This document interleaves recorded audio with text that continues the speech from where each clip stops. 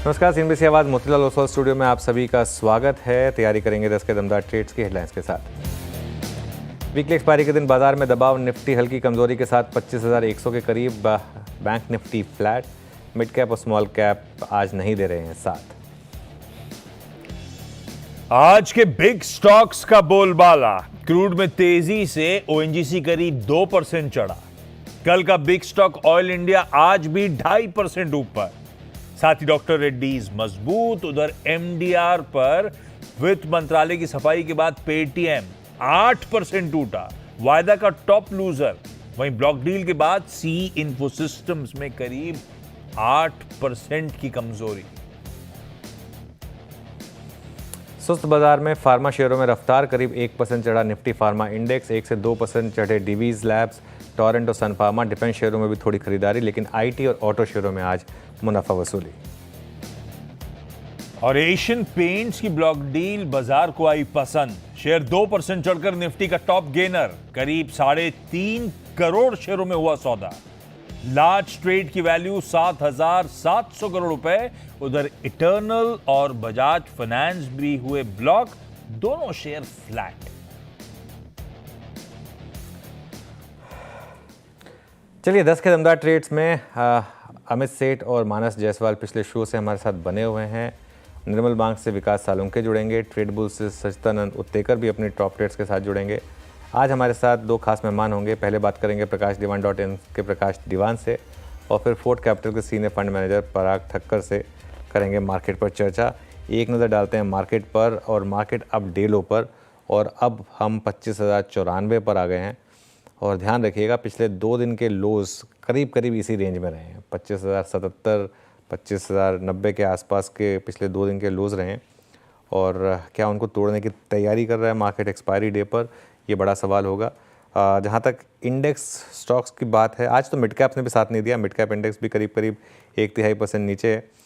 जहाँ तक बात इंडेक्स स्टॉक्स की है, जहाँ सबसे ज़्यादा प्रेशर है वो है इन्फोसिस, HCL टेक महिंद्रा। तो 2 दिन की तेज़ी के बाद आईटी में आज क्लियर कट मुनाफा वसूली। आईटीसी, हिंदुस्तान यूनिलीवर, इटर्नल और कुछ स्टॉक्स हैं जहां प्रेशर है। इस समय आपको गेनिंग साइड पर एशियन पेंट्स 2% ऊपर, हालांकि क्रूड ऊपर आया लेकिन फिर भी वो ब्लॉक डील के बाद। ओएनजीसी में अच्छा मोमेंटम, करीब करीब 2% की रैली। सन फार्मा, बजाज फिनसर्व और अपोलो हॉस्पिटल्स, यहाँ पर भी आपको थोड़ी सी बाइंग दिखाई देगी। एफएनओ स्टॉक्स की जहाँ तक बात है, मीनवाइल मार्केट में एक नॉक आ रहा है, एकदम से 25,050 तोड़ने की तैयारी कर रहे हैं हम शायद। पेटीएम 7.5% नीचे। HPCL, CDSL, BPCL, BSC, कोफोज, इनमें बड़ी गिरावट।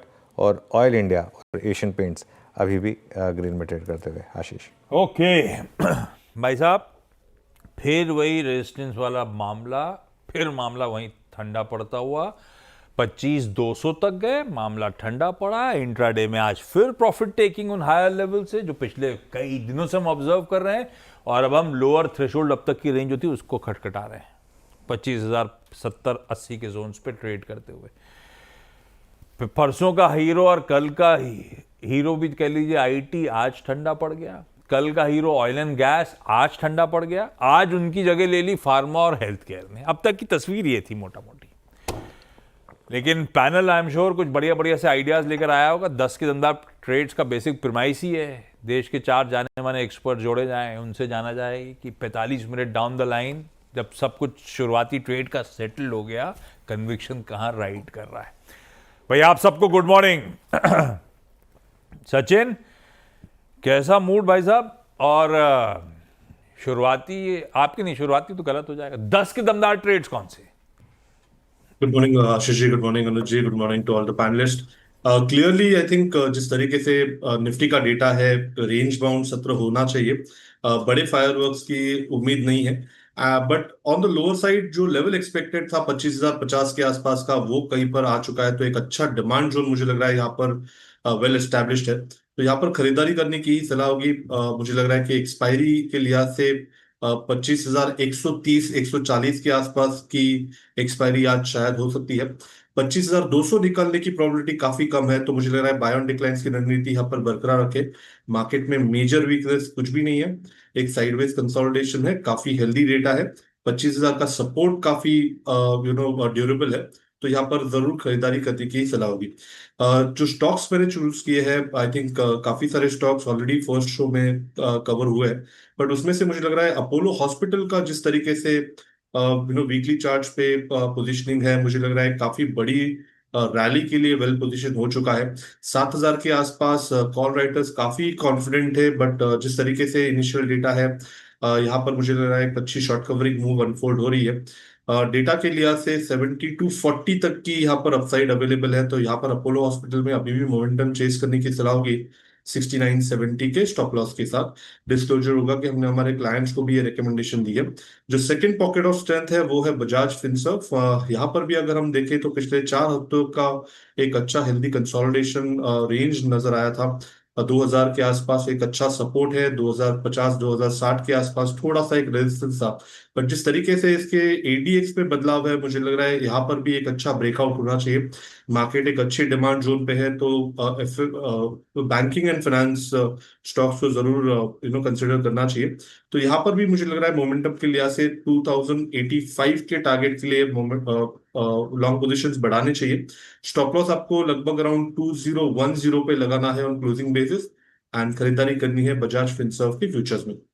ओके, तो चलिए ये हो गई सचिन जी की 2 पिक्स। मानस जी, आपने क्या पिक किया इस शो के लिए? 2 पिक्स आपकी? तो देखिए, पहले तो मन्नापुरम पे खरीदारी करेंगे। मैंने मुथूट की पहले मॉर्निंग में बात की थी, लेकिन मन्नापुरम में भी काफी स्ट्रेंथ लग रही है। करंट लेवल्स पे मन्नापुरम में खरीदारी की जा सकती है। 268 के स्टॉप लॉस खरीदारी करेंगे। 280 तक के टारगेट्स पॉसिबल है। और जो दूसरा स्टॉक है वो सन फार्मा का है, जहां पर स्टॉक ने एक फ्रेश ब्रेकआउट दिया है। हायर टॉप हायर बॉटम्स के कंफर्मेशन के साथ 200 मूविंग एवरेज को ब्रेक किया है। तो 1700 रुपए के स्टॉप लॉस से सन फार्मा में भी खरीदारी करने की राय रहेगी, और टारगेट 1760 1760 के आसपास के रहेगा। मुझे पता है, मैंने जब सचिन पे टॉस कर दिया तो मुझे लगा गलती हो गई। सुबह से जो साथ में जोड़े हुए हैं, अब आइडियाज़ की कमी आ रही है, बाजार ऐसा है, तो मुझे जाना चाहिए था कायदे से मानस के पास। और भाई बाकी दोनों तो फ्रेश आइडियाज़ के साथ उतरे हैं बाजार में। सेठ साहब और मानस जी को तो अपन ने वैसे ही निचोड़ रखा था, पर लकीली, और फिर डर ये लग रहा था कि सचिन के ट्रेड ओवरलैप ना कर गया हूँ, पर नहीं है, ऐसा लग रहा है। मानस कह रहे हैं मणप्पुरम फाइनेंस और सन फार्मास्यूटिकल्स अच्छे लग रहे हैं। सेठ साहब, आपका कोई ट्रेड तो ओवरलैप नहीं हो गया? नहीं आशीष जी, है ट्रेड्स। बढ़िया है। कौन से हैं भाई 10 के दमदार ट्रेड आपके? आशीष जी, एक तो मॉर्निंग वाला ही है जो मेरे से पसंद आ रहा है, दैट इज ग्लेनमार्क फार्मा। थोड़ा सा इंट्राडे हाई जरूर इसने गिव अप किया है, बट स्ट्रक्चर काफी पॉजिटिव है। I think it's an opportunity. जो इंट्राडे हाई इसने गिव अप किया है, 1645 का प्राइस है, लगभग 1700 के टारगेट्स रहेंगे और 1620 के स्टॉप लॉस रहेगा यहाँ पे। सेकंड रहेगा जिंदल स्टेनलेस। यहाँ पे एक फॉलिंग चैनल का ब्रेकआउट इंटैक्ट है। पिछले 2-3 सत्रों में हमने एक फास्ट मूव देखा था, और स्टॉक अब थोड़ा सा 2-3 दिनों से साइडवेज कंसोलिडेट कर रहा है, और एक फ्लैग पैटर्न का फॉर्मेशन यहाँ पे हो रहा है। तो जिस हिसाब से मोमेंटम इंडिकेटर्स यहाँ पे प्लेस्ड है, मुझे लगता है कि स्लोली एंड स्टेडली यहाँ पे एक फ्रेश ब्रेकआउट आएगा। 710 का स्टॉप लॉस रखेंगे और टारगेट्स रहेंगे 750 रुपए के। ओके, चलिए, तो ये अमित जी के पिक्स। अब विकास सलूंके के पास चल जाए। विकास जी, गुड मॉर्निंग, आपकी ट्रेड्स। गुड मॉर्निंग अनुज जी। देखो, ओवरऑल मार्केट का सेटअप अभी भी पॉजिटिव है, तो दोनों भी मेरे बाय साइड में रहेंगे। पहले रहेगा बायोकॉन में हमने देखा लास्ट 2 ट्रेडिंग सेशन में एक वॉल्यूम ब्रेकआउट के साथ प्राइस ब्रेक भी देखने मिला है, तो मुझे लगता है जो मोमेंटम है कैरी करते हुए देखने मिलेगा। 372 के टारगेट यहाँ पे अभी देखने मिल सकते हैं। नीचे में 200 डीएमए के ऊपर कल बंद हुआ था, तो 348 का एक इंपॉर्टेंट सपोर्ट यहाँ पे भी देखने मिलेगा। तो 348 के स्टॉप लॉस से बायोकॉन को बाय करना है 372 के टारगेट के लिए। और दूसरा मेरा बाय कॉल रहेगा भारतीय एयरटेल। मैंने कल भी क्लोजिंग शो पे इसको मेंशन किया था। भारतीय एयरटेल अभी भी एक स्ट्रॉन्ग चार्ट यहाँ पे बनाते हुए देखने मिल रहा है। लास्ट 8-9 दिन में यहाँ पे बेस तो बना चुका है। 1830 का यहाँ पे स्टॉप लॉस लगाना है। 1930 के टारगेट के लिए यहाँ पे भारतीय एयरटेल को बाय करना है, तो 1930 के टारगेट यहाँ पे मुझे लगता है आते हुए देखने मिल सकते हैं। 1830 का इंपॉर्टेंट सपोर्ट बन चुका है, तो उसी स्टॉप लॉस इसको बाय किया जा सकता है। स्क्रीन ठंडी ठंडी दिख रही होगी, निफ्टी बैंक लाल में नजर आ रहे होंगे, पर अपने एक्सपर्ट्स का स्टॉक स्पेसिफिक भरोसा बना हुआ है। सारे के सारे बाय साइड के आइडियाज तड़के सुबह आते हुए। सचिन कह रहे हैं अपोलो हॉस्पिटल्स और बजाज फिनसर्व। मानस कह रहे हैं मणप्पुरम फाइनेंस और सन फार्मास्यूटिकल्स। सेठ साहब ग्लेन फार्मा बचा के रखे हुए थे। ओपनिंग बताए थे कि प्रेफर्ड आइडिया है शो मार्केट शुरू होने से पहले, फिर पूरे 45 मिनट बात नहीं करी उसकी। फिर 10 बजे आए, बोले ग्लेनमार्क फार्मा पसंद आ रहा है। और जिंदल स्टेनलेस पसंद आ रहा है सेठ साहब को। और सचिन ने हाथ उठा लिया है।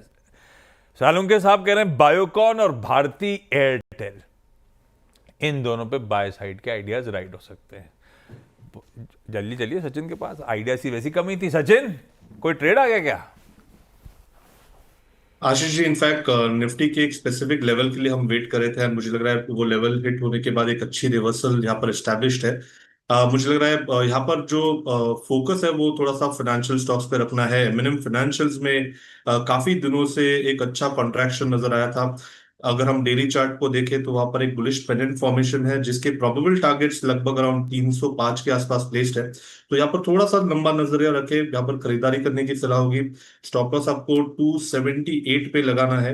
इंट्राडे के लिहाज से एक स्विंग बन सकता है अराउंड 290 के आसपास का, बट पोजिशनली मुझे लग रहा है 305 के लक्ष्य के लिए फ्रेश लॉन्ग पोजिशंस डिप्लॉय करने। ओके, 25-100 के ऊपर आया, 25-100 के ऊपर आया थोड़ा सा मार्केट।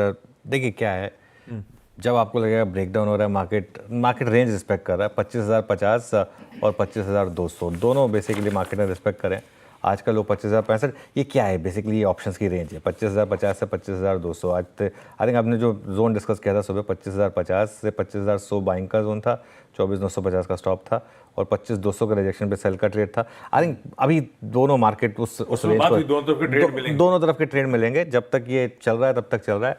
मार्केट अभी ना कोई ब्रेकआउट दिखा रहा है ना कोई ब्रेकडाउन दिखा रहा है। रेंज को ट्रेड कर सकते हैं तो करिए, वरना कुछ और करिए। चलिए काम करते हैं फिर। रेंज में है तो थोड़ा सा लॉन्ग टर्म आइडियाज डिस्कस करने का अच्छा टाइम है।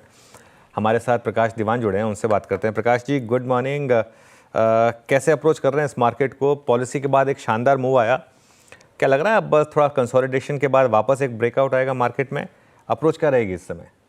गुड मॉर्निंग अनुज। नहीं, सो मार्केट देखिए, जो अच्छी न्यूज है उसको डेफिनेटली रिवॉर्ड करता हुआ दिख रहा है। समझ आ रही है कि कई चीजें इंप्रूव हो रही हैं, थोड़ी छोटी छोटी हैं इंक्रीमेंटली, लेकिन सब फेवरेबल जो न्यूज फ्लो है।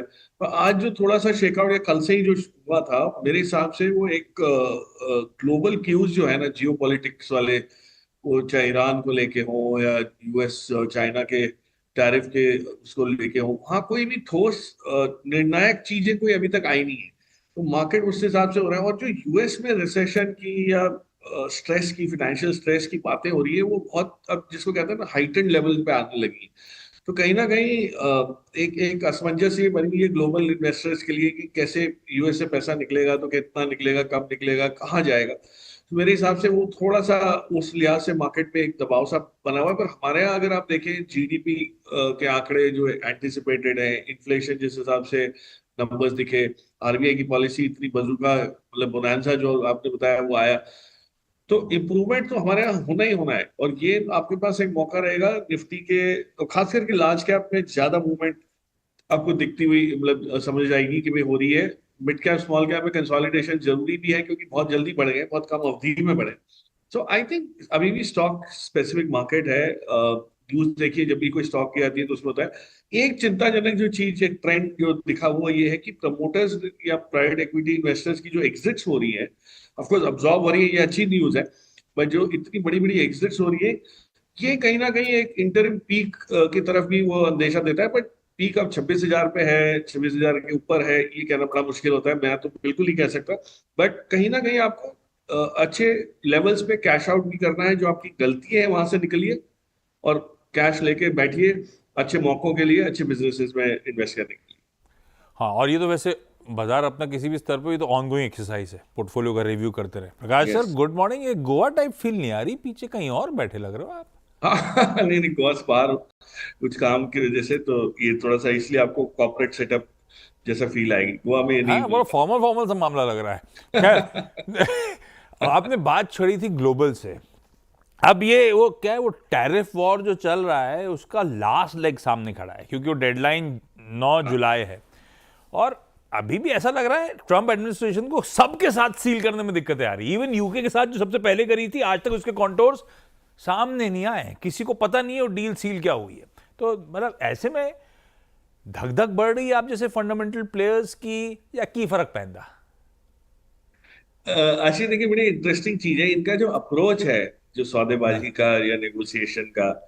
इसमें कोई और आउटकम एक्सपेक्टेड नहीं होता है, इनका सिर्फ फायदा देखते हैं ये अपना। अब वो जरिया जो भी अपना है, डेडलाइन जैसी भी रखे, माहौल बनता है जहाँ पे बातचीत हो रही है, निर्णायक नहीं रही, उनको कोई फर्क नहीं पड़ता है। फाइनली जब नेगोशिएट करते हैं लोग इस टाइप का, इस हाई स्टेक्स गेम में, तो आपको सिर्फ आउटकम से मतलब होता है। वो आउटकम हासिल करने के लिए आप हर दांवपेच को इस्तेमाल करेंगे, कहीं थोड़ी सी ढील देंगे, कहीं थोड़ा सा उसको कसेंगे। सो मेरे हिसाब से इससे हमको जिसको कहते हैं ना, रेजिलिएंट बन जाना पड़ेगा, क्योंकि ये तो चलते रहेगा, ये तो 3.5 साल और भी चल सकता है अगर ट्रम्प साहब इसमें रहे तो। बट द पॉइंट इज कि हम एज एनालिस्ट हमको ये देखना है कि हमारे यहाँ कंपनीज में इंप्रूवमेंट क्या है, फंडामेंटल चेंजेस क्या आ रहे हैं। तो जो आरबीआई ने जैसे अनाउंस किया इंटरेस्ट रेट में कटौती इतनी बड़ी, उसका आपको रियल एस्टेट में सीधा साधा एक इम्पैक्ट दिखा, फाइनेंशियल्स पे इम्पैक्ट दिखा। अब ये देखिए कि अगर हाउसिंग को बढ़ावा मिलता है तो पिछले 4 दिन में housing finance companies, housing companies, real estate companies जो है वो कितनी बढ़ी है। तो इसके बाद अब नया दौर सीमेंट का आएगा। सीमेंट में जो इनपुट साइड सॉफ्ट रही और डिमांड अच्छी ठीक ठाक रही, प्राइसिंग नहीं आई है, कहीं ना कहीं आ जाएगी, तो अब सीमेंट चलना शुरू हो जाएगा। सो हम तो फंडामेंटली ये देखें ना, टैरिफ से हमको कोई लेना देना नहीं, हमारे यहाँ की सीमेंट कंपनी को क्या फर्क पड़ेगा। बट ये माहौल में आपको नॉइज जो है उसको कट करके सिग्नल इन द नॉइज देखना है। तो वो मेरे हिसाब से अभी भी बहुत अच्छी अपॉर्चुनिटीज आपको दिख रही है। कई सेक्टर्स इम्पैक्ट होंगे, जरूर होंगे, लेकिन बहुत सारे हैं। शुगर का आप देखिए, शुगर का जो माहौल बना है पिछले 1 हफ्ते में, ये क्वाइटली बना है। अब जब सब चलने लगेंगे, ऊपर आ जाएंगे, तब सडनली हम लोग को रियलाइज होगा कि एक साइकिल यहाँ भी बनता हुआ दिख रहा है। सो ये सब चीजें अपॉर्चुनिटीज है। थोड़ा सा हट के रहिए मार्केट से, तो आपको ज्यादा दिखेंगी चीजें। मार्केट में बैठने के साथ साथ ये नहीं दिखती है, क्योंकि आपके आसपास इतनी एक्टिविटी हो रही होती है, बातचीत हो रही होती है, हंगामा मचा हुआ है टैरिफ का, इसका उसका, कि वो सिग्नल मिस हो जाता है। अजय, आपकी पहले आंसर के जवाब से एक क्लियर कट सिग्नल ये है कि, और शायद वो आरबीआई की पॉलिसी के बाद और तूल मिला हो, कि large caps is the pocket to be in, वहां पे ज्यादा शायद कंफर्ट दिख रहा है। मैं दोनों पॉकेट की चर्चा करता हूं, आप आए हो थोड़ा सा तड़का तो दे। अच्छा, लार्ज कैप में दीवान साहब को किसी 2 निफ्टी 50 के स्टॉक्स में पैसा डालना होगा तो कौन से में डालोगे सर? सबसे पहले तो एल&टी में डालूंगा। मुझे तो अभी तक ये नहीं समझ आया कि एल&टी रिजल्ट्स के बाद, और याद रखिए जब एल&टी के रिजल्ट्स आए थे तब ये पाकिस्तान के साथ जो चल रही थी हमारी संघर्ष, उस माहौल में कुछ खास मूवमेंट आई नहीं थी। रिजल्ट बहुत उम्दा है, जो ब्लूप्रिंट इन्होंने बनाई है, दिखाई है, वो ऐसी मैंने इतने सालों में एल&टी से नहीं देखी है। और 15 बिलियन की, जैसे मैंने बताया था, ऑर्डर बुक बाहर के देशों से है, और 7-7.5 बिलियन की यहाँ पे है। डॉलर्स की बात कर रहा हूँ, तो देखिए इतनी, अब ये तो मल्टीनेशनल कंपनी हो गई, और सऊदी और ये सब जगह जो जो कॉन्ट्रैक्ट्स हो रहे हैं, जिन ग्लोबल प्लेयर्स के साथ ये कम्पीट कर रहे हैं, उनके पी मल्टीपल्स देखेंगे और एल&टी के देखेंगे तो जमीन आसमान का फर्क आपको लगेगा कि वो तो इतने प्रीमियम पे चलते हैं, और हम लोग अच्छी सी कंपनी इतनी है जो काम वही कर रही है। सो और एल&टी में by the way defence play बहुत ज्यादा है। पिछले कितने सालों से ये लोग डिफेंस में कहीं ना कहीं काम करते आए, लेकिन जब डिफेंस का नाम आता है तो वो HAL, BEL, BDL हमारे जहन में जल्दी आ जाते हैं, एल&टी बिल्कुल नहीं आता लिस्ट। तो इस टाइप की चीजें हैं। और दूसरा, लार्ज कैप में एक बहुत सिंपल मुझे जो दिख रहा है, अब ऑफकोर्स बैंकिंग की हमने बात की है, फाइनेंशियल्स चलेंगे, चल रहे हैं, सब कुछ है, बट आप सीमेंट साइड में अगर देखें तो अल्ट्राटेक ऑफकोर्स बहुत वेल प्लेस्ड है, बट वैल्यूएशन से थोड़ा सा स्ट्रेच्ड है।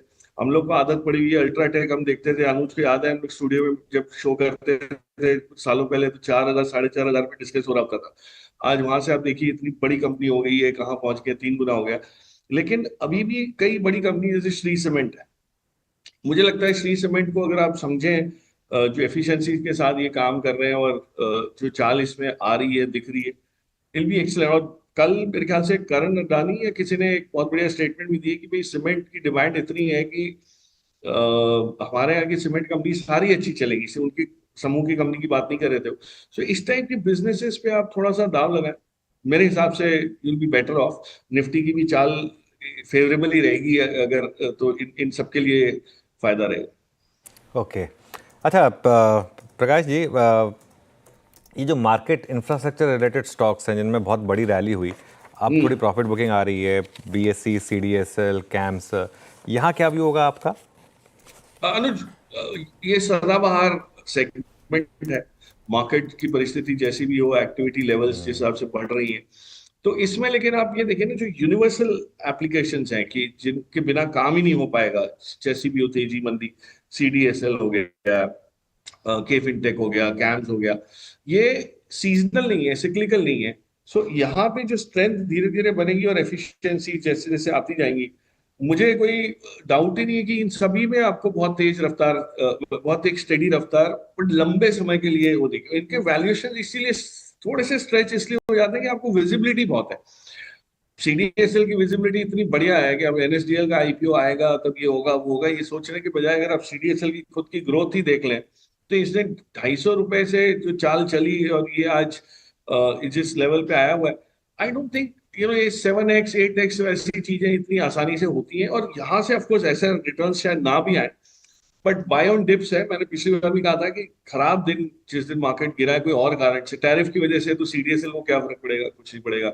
ईरान ने कुछ ऐलान कर दिया न्यूक्लियर, उस पर कुछ नहीं होगा। तो ये डिप्स पे आपको ये सब चीजें लेनी है, पर इनको पोर्टफोलियो में डेफिनेटली, मतलब पोर्टफोलियो में एलोकेशन इन पे होना चाहिए, तभी जाके आपका पोर्टफोलियो थोड़ा सा रेजिलिएंट बनेगा, मतलब रोबस्ट बनेगा। बट ब्रोकिंग कंपनी से थोड़ा सा मुझे परहेज है, क्योंकि वहां पे टैक्टिकल वो रहता है, कंपेटिटिव इंटेंसिटी रहती है, काफी चीजें हो जाती हैं जिसकी वजह से ऊपर नीचे हो सकता है। बट कोई अच्छा वेल्थ मैनेजर आप देखिए, वेल्थ मैनेजमेंट फर्म देखिए, चॉइस बहुत लिमिटेड है वहां पे। बट आई पर्सनली फील ये जो मार्केट इंफ्रास्ट्रक्चर प्लेज हैं, इसमें डेफिनेटली इंप्रूवमेंट हो सकता है। ओके, इनमें इम्प्रूवमेंट है। कोई मिड कैप स्टॉक जो आपने आइडेंटिफाई किया हो रिसेंटली जहां बाय हो? सरोज, थोड़ा सा ग्लोबल कमोडिटी प्ले के साथ अगर मैं जाऊं, तो मुझे एक हिंदुस्तान कॉपर में बहुत दमखम दिख रहा है। ऑफ कोर्स वो क्या है कि वो पिछले कितने महीनों से बैन में होने की वजह से बहुत एक्टिविटी उस पर होती नहीं, चर्चा भी नहीं होती। बट अगर आप कॉपर, इन्होंने जो ऐलान किया है 20 बिलियन का जो कैपेसिटी एक्सपेंशन, बहुत सालों बाद आ रहा है, और इनकी काफी एक्सपेंशन जो है वो 26 में, FY 26 में ऑन स्ट्रीम हो रहे हैं, जो इन्होंने पिछले कुछ सालों में किए थे।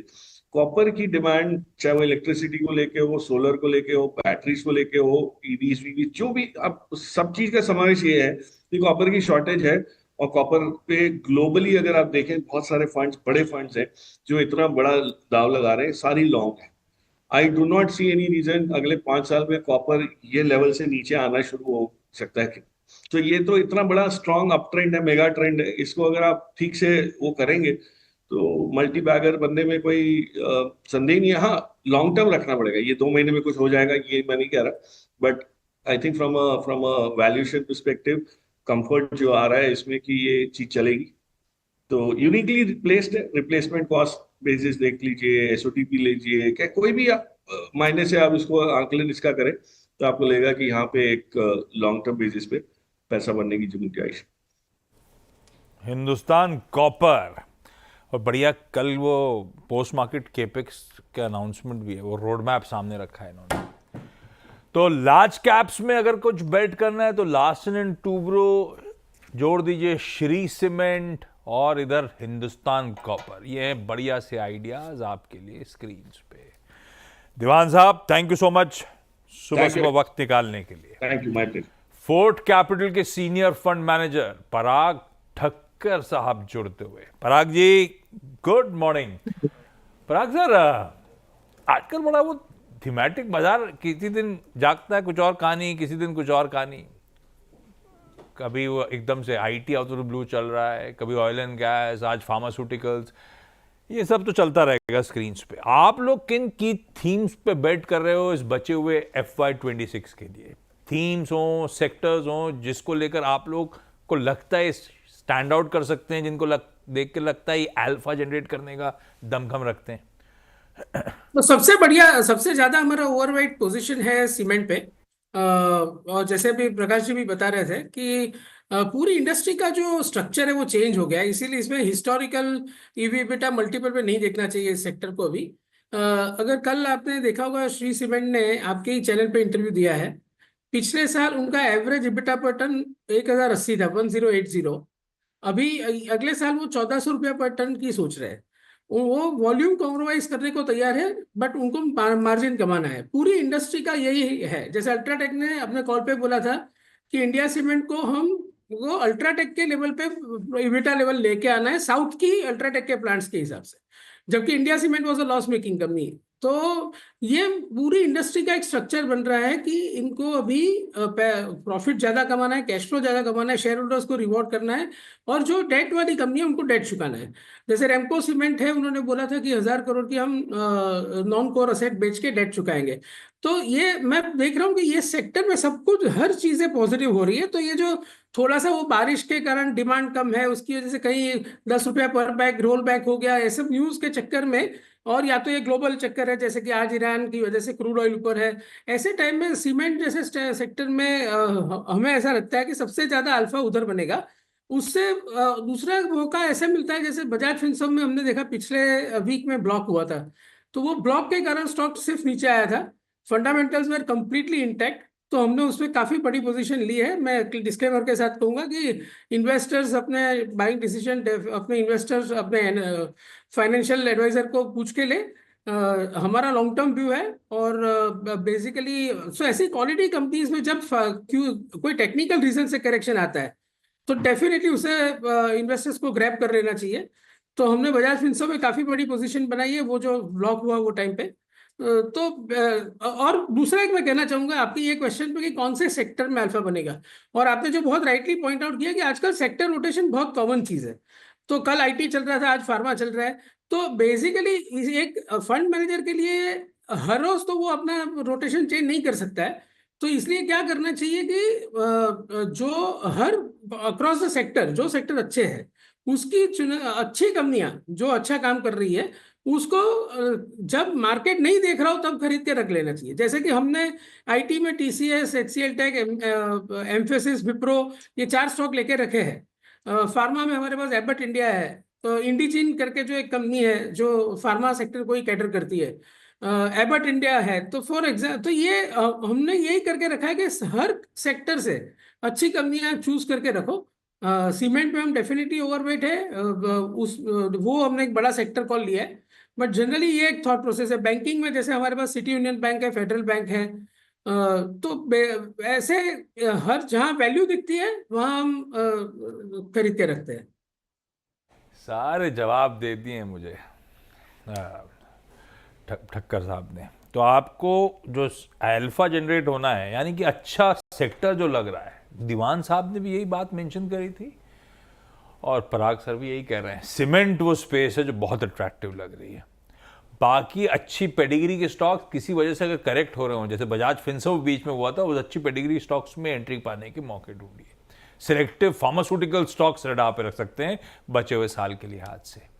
यह है बाजार पे इस समय का view. Parag sir, thank you so much जुड़ने के लिए। मेरे ख्याल से फिर मामला ठंडा पड़ गया यार, 25-100 के आसपास ही हैं, पस्ती पड़ा हुआ है भारतीय बाजार, कुछ नहीं कर रहा है। वो जनरली आजकल ऐसी हो रहा है, वैसे शुरुआती जो रेंज बन जाती है इनिशियल पॉप के साथ, उसके बाद दिन भर वहीं सिमटा रहता है। अब तक तो ऐसा लग रहा है, लेकिन आज है वीकली एक्सपायरी निफ्टी की, तो इंटरेस्टिंग सेशन अभी भी सामने खड़ा हुआ है।